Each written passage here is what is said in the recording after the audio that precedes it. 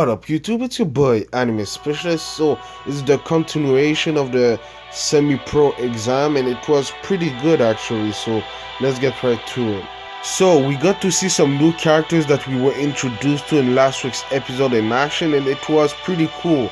They're pretty powerful. I knew they were going to be good, but they're actually better than I thought, so yeah. So let's start with Inasa Yoarashi. He was actually the #1 recruit at UA. Even though he didn't go to UA, he went to Shiketsu.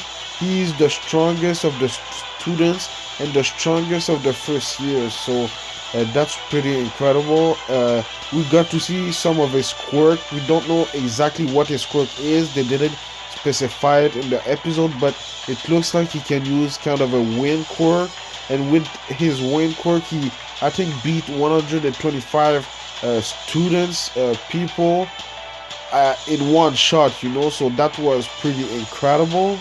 And the thing is, he only has to beat 2 people to pass the test, so when I say it's incredible, 125 person is crazy. Obviously, I'm not going to talk about every single character that we were introduced to in last week's episode because it would be too long. I'm just going to talk about the characters that I think are the most important in my opinion. Next up is Kami Otsushimi, and her quirk is pretty interesting. Like Inasa, they didn't specify her quirk, but from what we've seen, she can take the appearance of other person, of other students. Yeah, so yeah, she took the appearance of Uraraka in this episode, and she looked exactly the same, so that's the only thing that we know so far about her. We learned another thing pretty interesting about her. She has a technique that she learned at Shiketsu, and the technique is she can deter the senses of her opponents, so by doing that, she's hiding and then sneak up on them, and she's all doing that by not breathing or anything. So that's one of the techniques that they learned at Shiketsu. They didn't really think about these kind of techniques because they have quirk, but I think maybe guys like Deku and the other ones can learn techniques like that. That would be pretty interesting. Another thing that I got to add is this scene obviously is a fan service scene. She's on Deku talking in his ears about her technique and everything, so that was kind of nice of the anime to do. But something that I really want to talk about is how crazy she looks and how crazy she talks.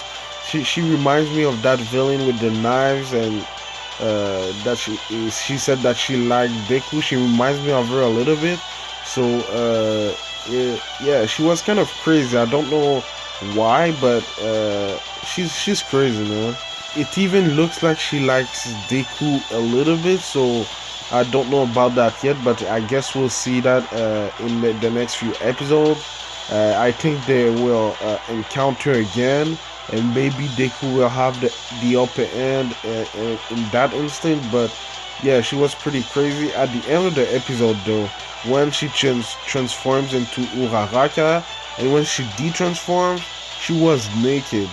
Obviously, the way that they did it, the animation, we couldn't see anything because she was kind of covered in mud and everything, so she was naked.